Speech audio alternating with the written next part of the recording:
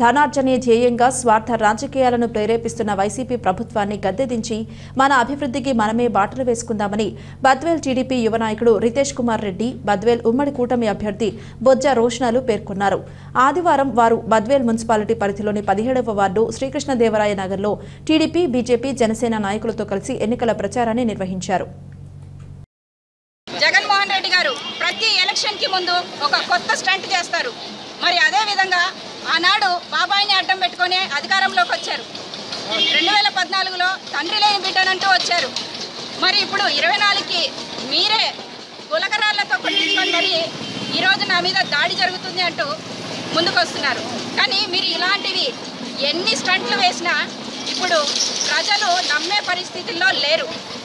మరీ ముఖ్యంగా ఇప్పుడున్నటువంటి పరిస్థితులలో ఆర్థికంగా విద్యార్థులు కానివ్వండి, మహిళలు కానివ్వండి, ప్రతి ఒక్కరూ వారి జీవితాలను ఈ జగన్మోహన్ రెడ్డి గారి అధికారంలో నాశనమైన వాళ్ళమే.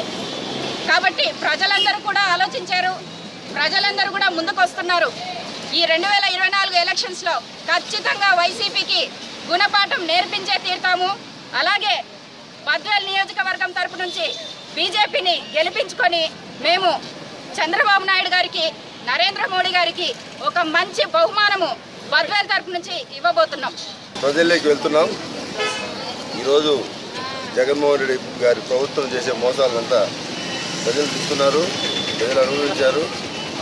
అలాంటి ప్రభుత్వానికి స్వస్తి చెప్పాలని మేము ప్రజల్లోకి వెళ్ళినప్పుడు ప్రజల నుండి మంచి స్పందన వస్తుంది.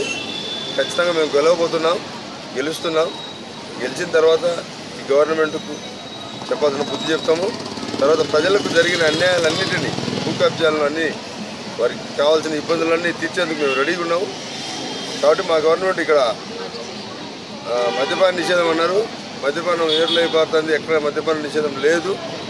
మేము వచ్చినప్పుడు ఇవన్నీ కంట్రోల్ చేసి ప్రజల ఆరోగ్యాన్ని, వాళ్ళకున్న ఇబ్బందులన్నీ తీరుస్తామని ఖచ్చితంగా గెలిచి మరి బద్వేల్ ప్రజల ఇబ్బందులను, వారి కష్టాలను తీరుస్తామని నరేంద్ర మోడీ గారికి, మరి చంద్రబాబు నాయుడు గారికి బద్వేల్ నియోజకవర్గం బీజేపీ తరఫున గెలిచి వాళ్ళకు బహుమానం ఇచ్చి వాళ్ళకు ప్రజలందరూ కృతజ్ఞతలు చెల్లిస్తారని, ఎమ్మెల్యేకు కమలం గుర్తుపైన వేయాలని, మరి ఎంపీ గారికి భూపేష్ రెడ్డి గారికి సైకిల్ గుర్తు వేయాలని ప్రజలను అభ్యర్థిస్తున్నాము.